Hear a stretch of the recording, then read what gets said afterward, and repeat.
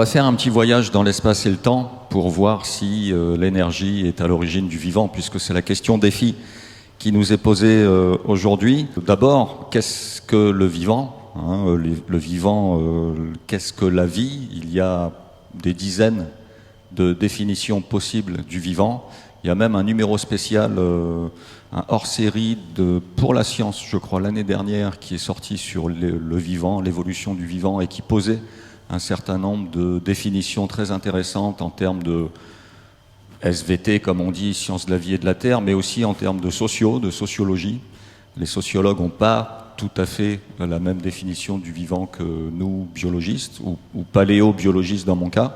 En tout cas, ce qui détermine quelque part le vivant, c'est trois piliers. Il y a d'abord l'autonomie d'un système, ou l'autogestion, en fait.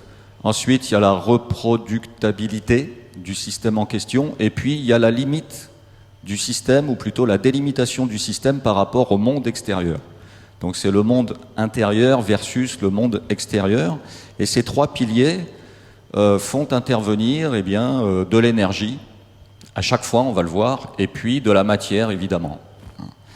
Donc autonomie, reproduction et différenciation entre les deux milieux intérieur et extérieur définissent quelque part ce qu'est un système vivant.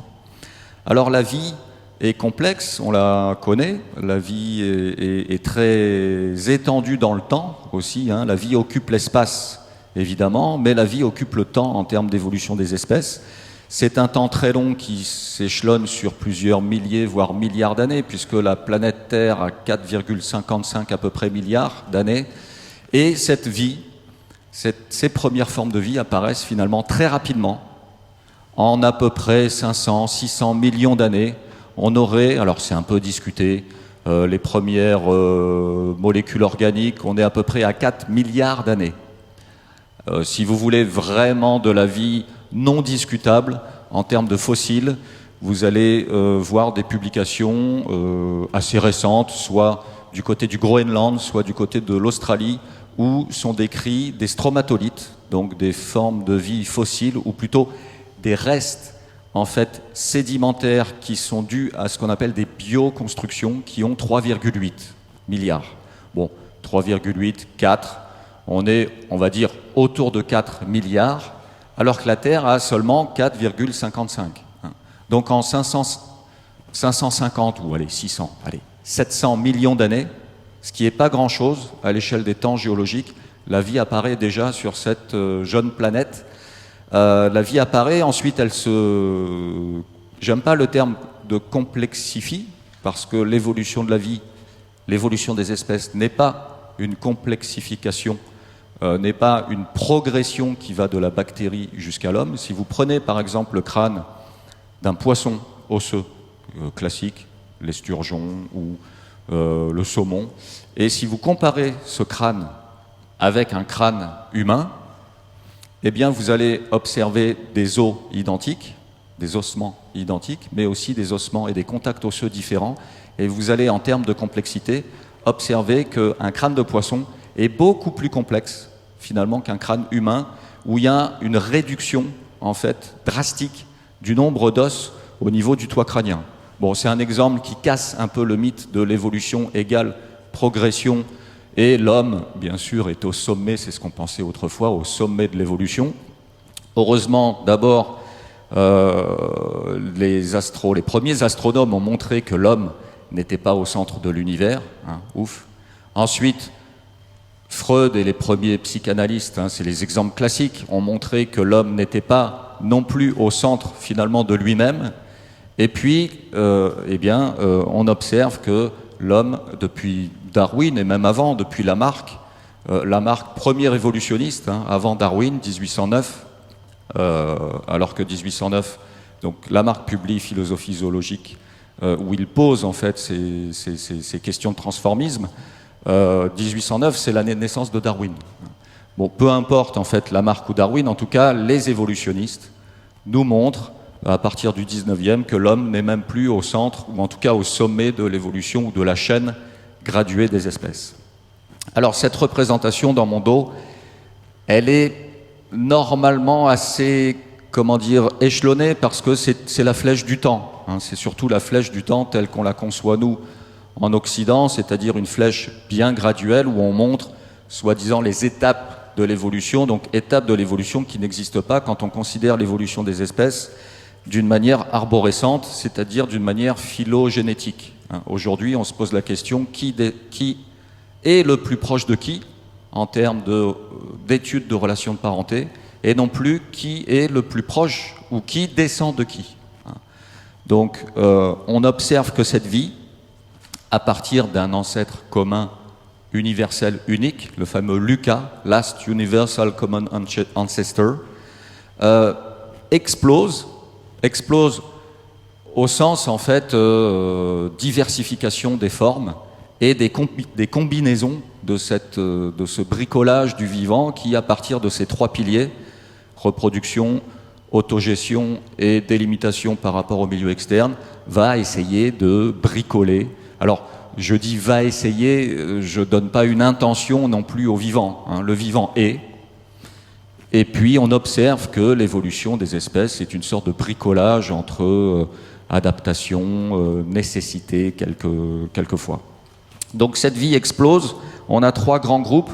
Les eucaryotes, donc les trucs qui sont composés de cellules à noyaux, dont nous faisons partie, hein, les animaux. Et puis, il y a les archées en vert et les bactéries. Et on va voir le rôle essentiel, en fait, de ces formes-là, non eucaryotes, au départ, dans l'apparition du vivant, qui nécessitent de l'énergie. Alors, il y a deux, trois grandes hypothèses, ou deux, trois grands modèles sur l'apparition de la vie sur Terre. Le premier, c'est celui qui fait le plus rêver, en fait. Hein. C'est le modèle de la panspermie, puisque la vie terrestre serait venue d'ailleurs, en fait. C'est comme si nous étions finalement des sortes d'extraterrestres adaptés à la vie sur Terre. Alors j'exagère, bien sûr, en utilisant le terme d'extraterrestre, mais on a observé, d'après ce modèle de la panspermie, que pendant la phase lunaire de presque formation de la Terre, ou un peu plus tard quand même, il y a eu d'énormes bombardements météoritiques. La Terre, primordiale, entre guillemets, a été bombardée pendant des millions d'années, hein, par des centaines, des milliers, des millions de météorites. Et on sait aujourd'hui qu'à l'intérieur des météorites, dans cette espèce de neige sale, hein, au cœur des météorites, on a de l'eau et puis on a des poussières, d'où le terme de neige sale, parce que ça ressemble en fait à de la neige sale, justement. Eh bien, on a observé la présence de ce qu'on appelle des biomolécules, ou des polymères, ou des molécules organiques assez complexes, comme des acides aminés qui, classiquement, sont considérés comme des briques du vivant. Donc tout ça, ça excite l'imagination des scientifiques, des chercheurs, mais aussi des auteurs de science-fiction qui s'accaparent, évidemment, puisque j'ai parlé d'extraterrestres, s'accaparent ce modèle de la panspermie pour imaginer d'autres formes de vie sur d'autres planètes. On n'en est pas là, bien sûr, mais plus on étudie en fait l'espace, plus on se rend compte que des molécules assez complexes se baladent un peu partout, pas seulement dans les météorites qui ont percuté la Terre, donc encore une fois pendant des millions d'années, mais aussi, alors voilà une image de météorite avec des molécules qui se baladent justement dans le milieu un peu interstellaire, dans certains nuages de gaz, des nuages interstellaires qui sont gigantesques, hein. On a observé aussi la présence de molécules complexes, hein, de biomolécules. Donc ça, c'est la première idée. La vie serait venue d'ailleurs, et puis pendant cette phase lunaire où la Terre quasiment se forme, en tout cas commence à prendre un petit peu l'apparence qu'elle a aujourd'hui avec des plaques tectoniques qui ne sont pas encore formées, eh bien cette vie, en tout cas ces briques, se pose ou s'écrase plutôt sur Terre et puis compose et donne du vivant tel qu'on l'a vu avec l'arbre phylogénétique du vivant un peu plus tard. Et puis la deuxième grande idée, on revient en fait sur le plancher des vaches, ou plutôt sur le plancher des bactéries extrémophiles, puisqu'on a observé dans certains milieux extrêmes pour nous, hein, encore une fois le terme d'extrême, milieu extrême, ou le monde des extrémophiles, est une dénomination très humano-centrée, anthropocentrée en fait, parce que nous vivons dans un delta de température, nous supportons un delta, des variations de température d'un certain minimum à un certain maximum, tout comme nous supportons des variations de radiation ou de pression ou de composition atmosphérique à chaque fois dans des bornes qui sont délimitées. Mais plus on explore et on étudie le vivant, plus on se rend compte que le vivant est capable de se nicher et de s'adapter à des endroits, dans des lieux que l'on considérait auparavant comme impossibles en fait à tolérer. Et quand on a commencé à explorer les fonds sous-marins à partir des années, d'une manière, on va dire, technologique, presque systématique, à partir des années 60 en gros, on s'est rendu compte qu'au milieu des océans, il y a des systèmes de remontée en fait magmatique, c'est ce qu'on appelle des dorsales médio-océaniques, où là vous avez du matériel profond terrestre qui remonte en surface, mais en surface on est quand même au niveau des planchers océaniques, des abysses, on est au niveau des abysses, donc on est à plusieurs milliers de mètres de profondeur, quelques kilomètres en général. 11 km de profondeur, c'est le record en fait au niveau de la fosse des Mariannes au large du Japon. C'est le point le plus bas en fait connu sur Terre.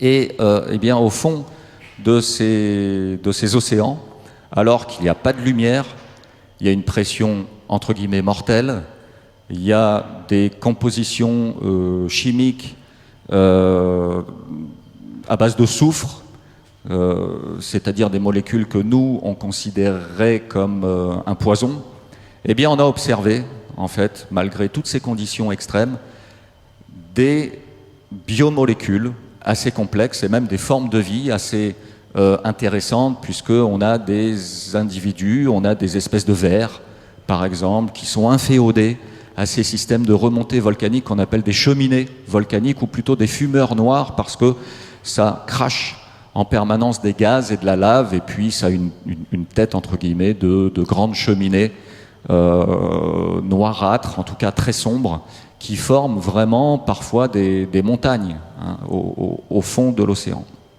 Donc c'est la deuxième idée, où la vie, en fait, sur Terre, il y a à peu près 4 milliards d'années, serait apparue dans ces systèmes extrêmes, que ce soit au fond des océans en cours de formation à l'époque, ou alors encore plus sur le plancher des vaches, dans d'autres milieux extrêmes, qui sont des milieux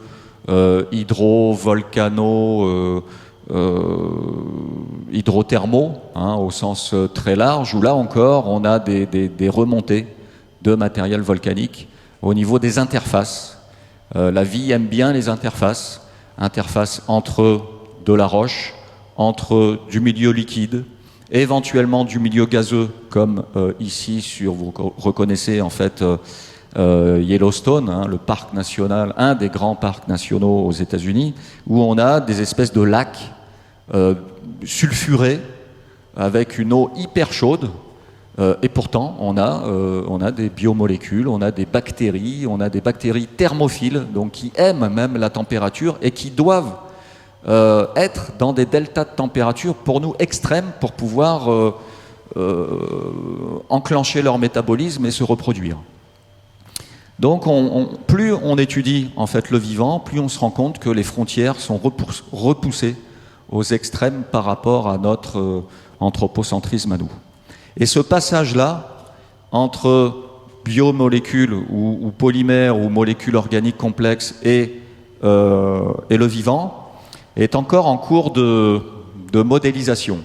Autant le passage entre la matière minérale et la matière organique, c'est-à-dire ces premières molécules en question, il est connu. Il est bien connu depuis Miller et Urey en 1953. Ce sont des biochimistes en général qui, les premiers, ont essayé de modéliser, de reproduire en fait l'apparition de molécules organiques à partir de matière minérale. Donc ils ont mis dans un système fermé, étanche, de l'eau, des gaz qui étaient censés reproduire l'atmosphère primitive de la Terre primordiale il y a quelques 3-4 milliards d'années. Et puis ils ont fait tourner ça dans leur circuit fermé, en balançant de temps en temps en fait, des décharges électriques qui étaient supposées aussi reproduire les conditions atmosphériques, les éclairs de l'époque. Et puis ils ont fait tourner en fait leur système, toujours d'une manière étanche, en prélevant régulièrement, tous les jours, pour observer si la matière minérale et ces mélanges gazeux en fait, dans leur circuit fermé pouvaient générer quelque chose. Et en quelques semaines, hein, ils ont observé l'apparition d'acides aminés. Donc ça titille aussi, ça excite l'imagination, parce que en quelques semaines, vous avez, à partir d'un schéma et finalement d'un modèle de reproduction en fait très simple, vous avez l'apparition d'acides aminés. Imaginez la Terre il y a 3-4 milliards d'années, elle a été bombardée pendant des milliers, voire millions d'années de météorites qui déversaient en leur cœur, en tout cas, des acides aminés. Donc la transition MM, c'est matière minérale, MO, c'est matière organique. La transition, bon, elle est bien connue. Par contre, l'autre transition, comment des briques du vivant s'organisent et forment, en fait, là, pour le coup, la vie, c'est-à-dire la cellule, ça, c'est autre chose. Hein, on a plusieurs, finalement, définitions aussi du vivant en fonction de nos spécialités. Si vous demandez à un biochimiste qu'est-ce que le vivant, il va d'abord, parmi les 3 piliers dont on parlait tout à l'heure, il va d'abord mettre en premier, le biochimiste, la membrane, en disant c'est la délimitation entre le milieu interne et le milieu externe qui fait la vie. Donc il va appuyer sur l'apparition de la membrane qui est pas si complexe que ça. Une membrane de cellules, c'est quoi? C'est des phospholipides, c'est quelques lipides en série qui peut se former d'une manière très simple finalement, soit sous forme de ruban, soit sous forme de plaque, et puis peut-être, alors là j'imagine par force ou attirance électrostatique, on a cette espèce de ruban qui, les deux extrêmes, plus et moins, peut-être s'attirent, et puis on sait que plus ou moins se repoussent, mais peut-être qu'il peut arriver que ce ruban ou cette chaîne qui se balade dans ce qu'on appelait la soupe primordiale, pas primitive, parce que on essaie de s'affranchir de ces termes évolués et primitifs quand on parle d'évolution des espèces, hein, même si Raymond DeVos disait que je n'ai rien contre les primitifs, car ils ont tout inventé, c'est pas mal. Là, on est dans une espèce de soupe, il y a plusieurs milliards d'années sur Terre, avec de la matière minérale, des acides aminés, peut-être des lipides, et puis des lipides qui vont se boucler et former une première membrane. Et là, on a l'apparition du vivant d'après les biochimistes. Mais si vous demandez à des généticiens qu'est-ce que le vivant, qu'est-ce qu'ils vont vous répondre? Ils vont vous répondre que le vivant, c'est d'abord un système autogéré, autogérable et surtout reproductible. Donc pour les généticiens, le vivant va être avant tout défini par l'apparition du système moléculaire qui permet en fait le transfert de gènes d'une génération à une autre, c'est-à-dire l'ARN. On n'est pas encore, il est en trop parce que l'ADN n'est pas non plus nécessaire dans l'apparition du vivant. L'ARN suffit. Vous avez de l'ARN, on va voir ce que c'est. Alors je passe justement rapidement à l'histoire des lipides qui s'organisent et puis qui forment ça c'est une photo au MEB, microscope électronique à balayage, qui a été un petit peu artificiellement coloré pour bien montrer les bâtonnets de lipides qui sont orientés tête et queue, qui sont orientés mais collés en fait les uns contre les autres, et puis ça forme une membrane. C'est pas si complexe que ça. Et puis l'ARN, c'est donc une autre voie possible pour l'apparition du vivant, en tout cas la définition du vivant tel que le conçoivent les généticiens. L'ARN, c'est pas si compliqué que ça non plus.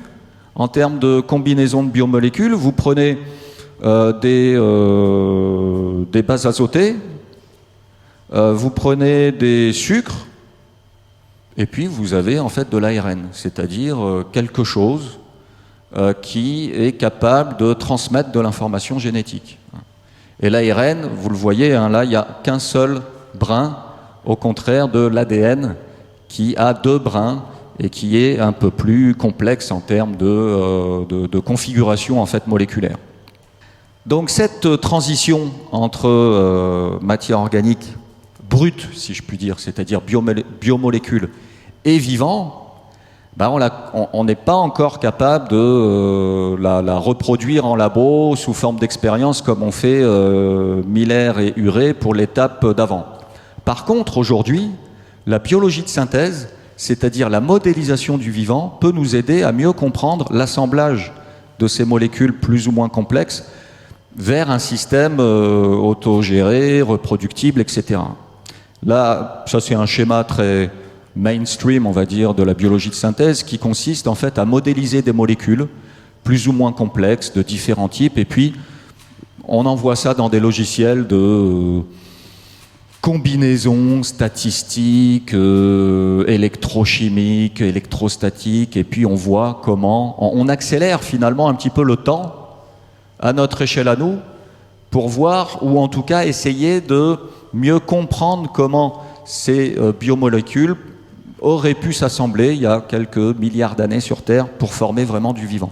Et quand on se tourne vers l'histoire assez récente de la biologie de synthèse, qui est une discipline justement pour le coup assez récente, eh bien on observe que depuis les années 60, on est passé à des reproductions de molécules de type nucléotides, à des molécules un peu plus complexes, des enzymes, etc., jusqu'à la création, entre guillemets, en tout cas la synthèse d'ADN de synthèse. Donc, finalement, la leçon un petit peu de tout ça, c'est quoi? C'est que, comme le disait Malcolm, le mathématicien spécialiste de la théorie du chaos dans Jurassic Park et Jurassic World, c'est que la vie trouve toujours un chemin, et c'est que la vie se niche non seulement un peu partout, là où on s'y attend pas, mais la vie peut apparaître d'une manière pas si compliquée que ça, hein, j'ai envie de dire. Et ça pose question en termes d'évolution des espèces. Parce qu'il y a eu tellement de météorites et tellement de possibles acides aminés qui se sont déchargés sur Terre dans un contexte de panspermie que certains collègues paléobiologistes comme moi se posent la question, la vie sur Terre est-elle monophylétique? C'est-à-dire, est-ce que le Lucas qu'on a vu au centre de l'arbre, est-ce qu'il est vraiment seul ou est-ce qu'il y en a plusieurs qui se seraient combinés éventuellement pour former différents groupes? Est-ce que le vivant sur Terre est monophylétique? Est-ce que le vivant existe ailleurs? Dans un schéma panspermique, on peut très bien imaginer d'autres formes de vie, pas forcément vivantes en même temps que nous. Ça aussi, anthropocentrisme, attention, on a trop souvent tendance à penser que si la vie existe ailleurs dans l'univers, je parle de vie archée, bactéries, je ne parle pas d'humanoïdes intelligents qui construisent des vaisseaux spatiaux, je ne parle pas de ça, je parle de possibles formes de vie organiques sur d'autres planètes telluriques, loin, très très loin. Si cette vie existe ailleurs, pourquoi elle vivrait en même temps que nous? Nous, espèce sapiens, on est sur Terre depuis 300 000 ans. C'est l'âge des plus anciens fossiles découverts récemment au Maroc, qui recule d'ailleurs l'origine de notre espèce sapiens à moins 300 000. Pour nous, c'est énorme, 300 000 ans. Mais qu'est-ce que 300 000 ans à l'échelle des temps géologiques, à l'échelle des temps astrophysiques, astronomiques? C'est rien. Donc pourquoi vous voudriez qu'une espèce possiblement extraterrestre vive en même temps que cette étincelle de vie qui est la nôtre dans l'échelle des temps cosmologiques? Il n'y a aucune raison. Donc, il y a plus de chances, si encore une fois la vie existe ailleurs dans l'univers, qu'elle soit fossile, qu'elle soit morte, qu'elle soit vivante en même temps que nous. Et ça, c'est la notion d'exopaléontologie qui apparaît depuis les années 90 avec l'exploration de Mars. Hein, c'est pas nouveau finalement. Hein, on a commencé à équiper nos rovers d'équipements ultra sophistiqués pour essayer de détecter des restes organiques d'une vie possible qui serait apparue sur Mars il y a quelques milliards d'années. Hein, parce que les conditions étaient à peu près similaires. Hein, je ne suis pas un spécialiste de la planète Mars, mais voilà un petit peu. Donc, si Si la vie existe ailleurs dans l'univers, elle a beaucoup plus de chances d'être fossilisée, en fait. Et on pense à la fameuse citation d'Arthur C. Clarke, hein, qui était scientifique et auteur de SF, et qui disait il y a deux possibilités dans notre univers à nous, deux possibilités. Soit nous sommes seuls dans l'univers, donc ça c'est tous les collègues astrophysiciens et biologistes aussi, hein, qui pensent que la vie est unique sur Terre tellement les conditions terrestres sont hyper particulières, hein, c'est la notion vraiment d'unicité de la vie sur Terre, pourquoi pas, je ne sais pas en ce qui me concerne. Et puis d'autres chercheurs qui pensent que la vie, avec les modèles de panspermie, avec les modèles de facilité quelque part, comme je l'ai montré, d'apparition de trucs presque vivants, pensent que eh bien, cette vie-là peut être présente aussi ailleurs dans l'univers. En tout cas, Arthur C. Clarke résume ça très bien en disant il y a deux solutions, soit nous sommes seuls dans l'univers, soit nous ne sommes pas seuls, mais les deux solutions sont effrayantes ou terrifiantes, je crois. Et en fait, il faudrait rajouter une troisième solution, c'est la vie existe ailleurs dans l'univers, mais elle est déjà pétrifiée autour de nous. Et c'est tout aussi terrifiant, finalement.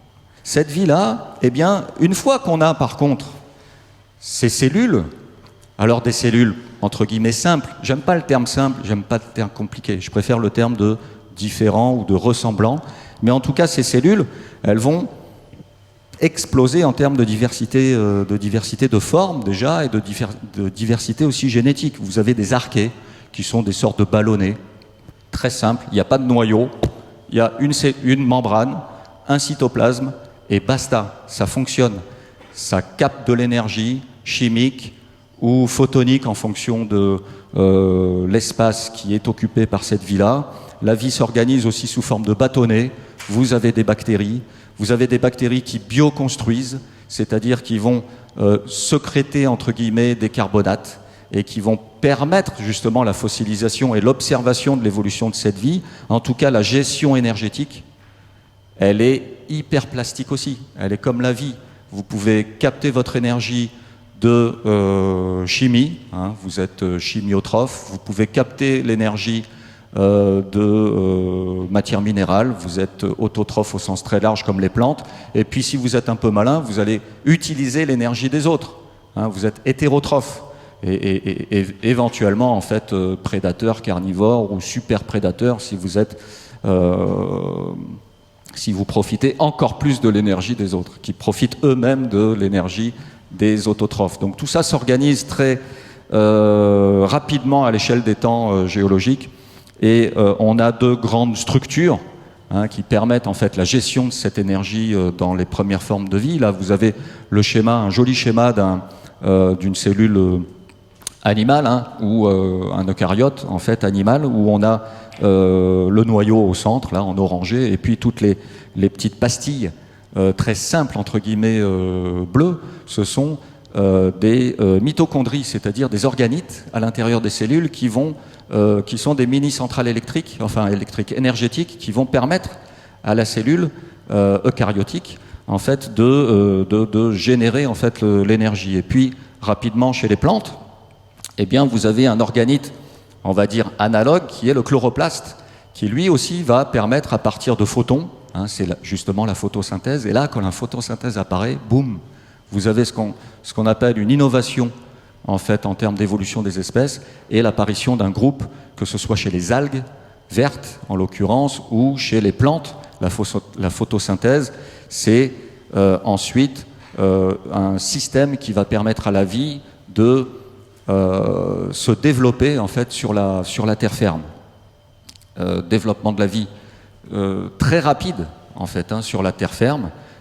Sous forme de 3 vagues successives. Vous avez d'abord certaines algues qui vont se transformer en certaines mousses, hein, je vous le fais simple. Certaines mousses vont, ou certains lichens d'abord, hein. On a d'abord l'installation de lichens, c'est-à-dire de la symbiose.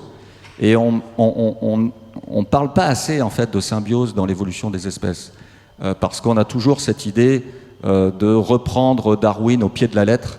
L'évolution est une lutte pour la survie, alors que l'évolution, c'est aussi en fait, grâce aux symbioses, symbiose moléculaire, comme on l'a vu pour composer en fait les premières cellules, mais aussi symbiose d'êtres cellulaires différents. Je pense justement aux lichens qui vont permettre l'installation des premiers sols et donc ensuite l'installation des premières plantes, les mousses, les fougères, ensuite les plantes à fleurs, etc. Et cette installation des premiers sols va permettre aussi l'installation des premiers mille pattes arthropodes au sens large qui vont se développer aussi sur la terre ferme d'une manière assez fulgurante en termes d'échelle des temps géologiques. Et puis ensuite, troisième vague, c'est entre guillemets la nôtre, c'est l'apparition des vertébrés terrestres, où là vous avez en fait à droite de l'image des espèces de salamandres géantes qui vont se diversifier sur la Pangée. À l'époque, tous les continents étaient regroupés en un seul méga bloc qu'on appelle la Pangée. Et là, boum, vous avez une explosion de vie avec l'apparition des premiers amphibiens, des premiers reptiles et des dinosaures. Mais ceci est une autre histoire. Merci.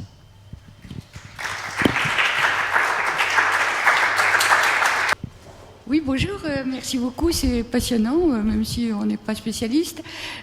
J'aurais deux questions. La première, c'est ces petits vers, enfin vous avez parlé de vers qui remontent des fonds sous-marins. Est-ce qu'ils ont les caractéristiques du vivant que vous décriviez au début ou pas, voilà. Est-ce que c'est voilà. Et la deuxième question, c'est sur la biologie de synthèse qui fait beaucoup de choses. On a bien vu. Est-ce que, à votre avis, ça peut remplacer une expérience, voilà, et pour prouver comment l'étape, la dernière qui manque depuis longtemps d'ailleurs, est-ce que ça peut convaincre, voilà. Oui. Merci pour cette double question. Je ne sais pas si vous m'entendez bien, comme ça, ouais. Oui, effectivement, alors au niveau des fumeurs noirs, il y a ces espèces de bactéries, d'archées, qui suggèrent en fait les premières formes de vie telles qu'elles auraient pu apparaître sur Terre, en tout cas dans les profondeurs à l'époque, il y a 3-4 milliards d'années. Mais à côté, effectivement, dans ces écosystèmes très chauds, très sulfurisés, vous avez une vie multicellulaire en fait qui s'est installée également, en plus de ces bactéries. Et c'est le cas de ces vers annelés. Alors je crois que ce sont des annélides qui vivent en fait dans des sortes de concrétions et qui forment vraiment des champs entiers d'animaux qui vont se nourrir essentiellement de ces particules sédimentaires et organiques qui décantent lentement en fait au fond des océans. Et tout ça compose en fait une chaîne alimentaire, une chaîne écotrophique très spécifique à ces fumeurs noirs. Parce qu'autour, du coup, vu qu'il y a des vers, eh ben, il y a des petits poissons malins qui vont profiter de cette matière organique disponible pour, etc. Et donc, et ça, c'était inconnu jusqu'aux années à peu près 70, où on a commencé à envoyer des robots, en fait, des bathyscaphes au fond, pour se rendre compte que, il y avait quand même à 3, 5, 6 000 mètres de profondeur, il y avait tout ça, quoi. Donc ça, c'est la réponse à la première partie de votre question. En ce qui concerne la biologie de synthèse, oui. Alors, la biologie de synthèse, je ne vous cache pas qu'elle est aussi utilisée à des fins industrielles, pharmaceutiques, pour essayer de produire des molécules de synthèse qui remplaceraient certaines molécules naturelles. Bon, ça, c'est encore une application d'un savoir qui est critiquable comme toute application, finalement. Mais la biologie de synthèse au niveau théorique, elle peut effectivement, peut-être pas remplacer une expérience, mais elle peut peut-être par ses études statistiques de combinaisons électrostatiques, moléculaires, etc., elle peut peut-être donner des idées aux chercheurs pour poser des hypothèses de travail en biochimie et voir si on peut affiner en fait ce passage-là encore pas très bien cerné entre les acides aminés et puis les autres grosses biomolécules et les premières cellules, en fait. Oui, vous avez dit que pour vous, selon vous, on ne peut pas vraiment parler de complexification du vivant. Mais est-ce qu'on ne peut pas en parler quand même en termes d'interaction, notamment quand on pense au microbiote ? Oui et non, parce qu'en fait, alors à grande échelle, oui, les interactions sont de plus en plus complexes naturellement, parce qu'il y a de plus en plus de types de formes de vie qui interagissent. Donc effectivement. Mais l'interaction arrive hyper rapidement. En fait, je n'ai pas trop eu le temps de le dire, mais l'histoire des organites, qui sont les petites machines à fabriquer de l'énergie dans nos cellules, hein, que ce soit la mitochondrie ou les chloroplastes dans les cellules végétales, c'est à la base des grosses bactéries, je vous la fais simple, hein, qui phagocytent en fait d'autres petites bactéries, mais au lieu de les digérer, la grosse bactérie va garder en fait la petite bactérie en son sein et la transformer en fait en organite fabricant d'énergie. C'est la théorie endosymbiotique en fait de l'apparition des organites. Et c'est une théorie, c'est un modèle en fait biochimique qui est de plus en plus observé, validé, et ça a été testé par justement des analyses aussi moléculaires, génétiques. Donc les interactions, elles sont même finalement aussi à l'origine du vivant, quelque part. Alors, complexe ou pas, tout dépend de l'échelle d'observation, effectivement. Mais plus il y a de types d'organismes différents, plus on peut effectivement voir des interactions complexes. En tout cas, la structuration évolutive du vivant n'est pas une augmentation de la complexité par rapport à ce qu'on pourrait penser. Oui, mais si on replace le système immunitaire dans un contexte très global d'évolution du vivant, c'est qu'une petite partie. Et puis, vous pouvez être au top de votre fitness évolutif, au top de votre complexification et votre adaptation à votre écosystème. Il suffit qu'une petite météorite ou qu'un petit virus passe par là, et puis on rebalaye les cartes. Donc, il y a peut-être de l'augmentation récurrente de systèmes de plus en plus complexes, je vous l'accorde, mais en tout cas, c'est récurrent parce que, du coup, à très grande échelle, c'est pas vraiment une augmentation de complexité, parce qu'on rebalaye régulièrement des cartes. Vous avez un petit tableau qui identifie les sources d'énergie en fait, du vivant, donc soit photo, soit chimique, en fait, finalement. Et je me demandais s'il existait des organismes vivants qui utilisaient l'énergie thermique, qui pouvaient la métaboliser, comme elle métabolise un photon ou une liaison chimique. Typiquement, les bactéries qui sont dans les milieux chauds dans le parc Yellowstone. Ouais, voilà, Yellowstone. Est-ce qu'elles sont adaptées à cette chaleur parce qu'elles en ont besoin pour vivre, parce que c'est le fonctionnement, ou est-ce qu'elles métabolisent aussi ces chaleurs? Enfin voilà. Oui, c'est oui, peut-être oui. non la réponse. Alors, en fait, la chaleur, c'est de l'énergie en soi. Donc c'est pratique parce que on utilise en fait le milieu chaud pour éviter de produire nous-mêmes notre propre chaleur quand on a une physiologie ou un thermométabolisme. Donc c'est quand même pratique. Après, ces extrémophiles, ces thermophiles, ce sont même des bactéries hyperthermophiles, parce que pour nous, notre ADN, à partir de, 65 degrés, je crois, les molécules commencent à se dissocier, puis on est mal, quoi. On est très mal, tandis qu'elles, non seulement elles contiennent dans leur cytoplasme, en fait, des sortes de pansements moléculaires qui fait qu'elles peuvent résister à des conditions en fait physico-chimiques qui normalement déstabiliseraient toutes leurs propres molécules, mais en plus elles ont aussi des sortes de résistance plus ou moins cycliques aussi. Il y a des organismes qui sont capables de s'enquister dès que les conditions en fait environnementales sont un peu trop drastiques, c'est-à-dire hors de leur delta de tolérance. Il y a des phénomènes de latence, d'arrêt momentané de fonction vitale, de métabolisme en fait, apparition de kystes, de parois peut-être un peu plus dures. Les graines, ce sont des temps de pause en fait de la vie végétale.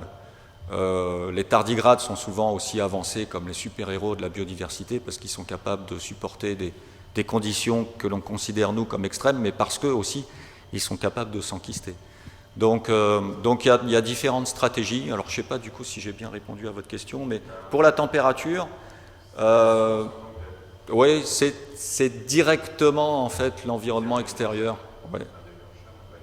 C'est ça. Merci encore donc, pour cet exposé qui faisait écho à la présentation que nous avons eue hier de la part de Daniel Kuhn sur le caractère écologique de l'univers, qui a aussi fait une espèce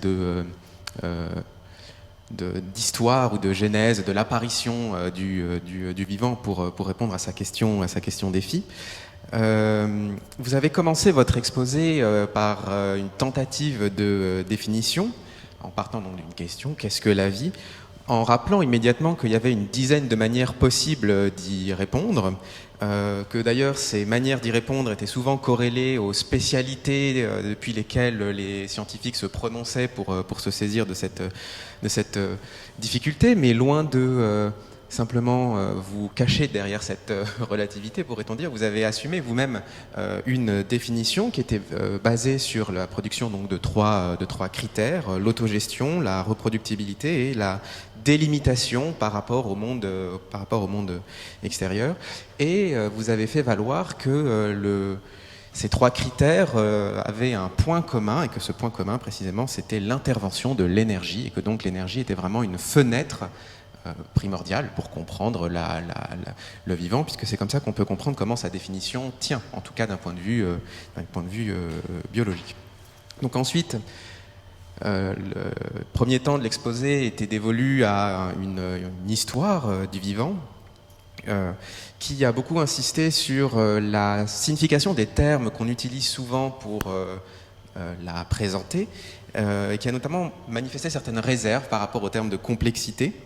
Raisonner en termes de complexité, c'était d'une certaine manière céder à l'anthropocentrisme, et c'est un biais contre lequel vous êtes beaucoup prononcé, pourrait-on dire.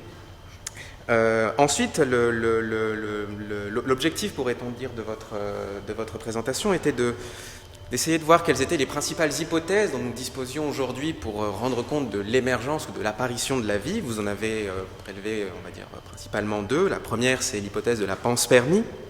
Donc cette idée que la vie proviendrait d'ailleurs, qu'elle serait issue d'un bombardement de météorites,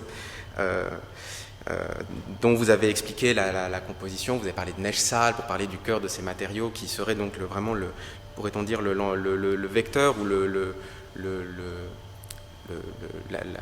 la zone principale dans laquelle le vivant pourrait être susceptible de nous parvenir et de se déployer ensuite.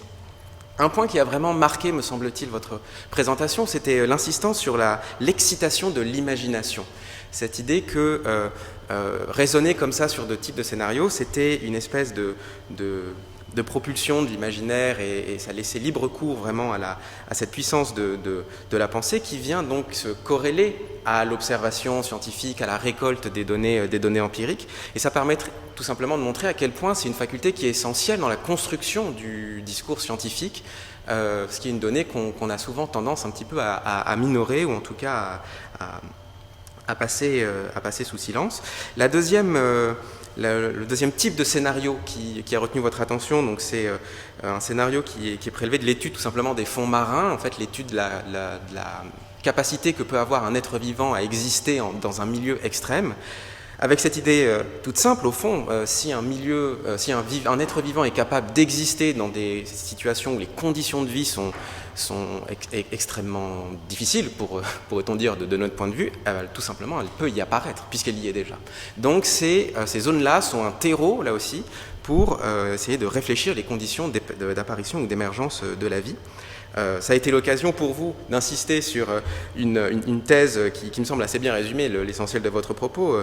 La vie aime bien les interfaces. Et la force justement de ces milieux extrêmes, c'est qu'ils constituent des intersections entre des milieux minéraux, des milieux aqueux, qui offrent tout simplement des conditions optimales par leur richesse pour l'apparition de la vie. Vous avez ensuite montré que nous sommes parvenus à reproduire en laboratoire les conditions d'apparition de la vie. En tout cas, nous avons réussi à reproduire la transition, pourrait-on dire, de la matière simplement minérale à une matière organique, qui n'est pas encore la cellule, qui constitue, pourrait-on dire, un stade supérieur. Et un point sur lequel vous avez beaucoup insisté, c'est cette idée que les composants, justement, tant de la matière organique que de la cellule, ne sont pas des composants si complexes que ça. D'ailleurs, ça a été l'occasion d'un échange avec le public qui a voulu un peu revenir sur cette idée de complexité pour savoir si on ne pouvait pas la sauver dans l'idée d'interaction, et vous avez vraiment insisté en disant que ce qui est paradoxal, c'est que le vivant est relativement simple dans sa composition, dans sa construction, et donc nous n'avons pas besoin de complexité pour éprouver des difficultés à comprendre. Le simple en soi est déjà un objet de mystère, est déjà un objet sur lequel notre intelligence bute. Et c'est également important de le rappeler parce qu'on a parfois tendance à le minorer. Par la suite, donc, ça a donné lieu à une série d'interrogations pour vous qui se demandaient notamment s'il y avait une seule brique fondamentale, et vous avez, donc pour le retracement de l'histoire de la vie, vous avez insisté une fois encore sur la difficulté qui était sous-jacente à cette hypothèse, c'est le risque d'anthropocentrisme. Le risque d'anthropocentrisme. Et pour le conjurer, vous avez rappelé une citation d'Arthur C. Clarke, qui permet d'une certaine manière de conclure l'exposé qui était le vôtre. Soit nous sommes seuls, soit nous ne sommes pas seuls, soit, troisième option, nous sommes entourés de fossiles. Parce qu'il faut, justement pour se prémunir de l'anthropocentrisme, penser l'existence du vivant à l'échelle de l'univers sur des temporalités différentes. Voilà, si nous souhaitons poursuivre la réflexion sur les rapports entre l'énergie et le vivant, il y a une conférence de Grégoire d'Angers sur le rôle de l'énergie dans l'émergence de la vie, samedi, donc dans le même amphithéâtre, à 14h50. On peut encore remercier l'intervenant.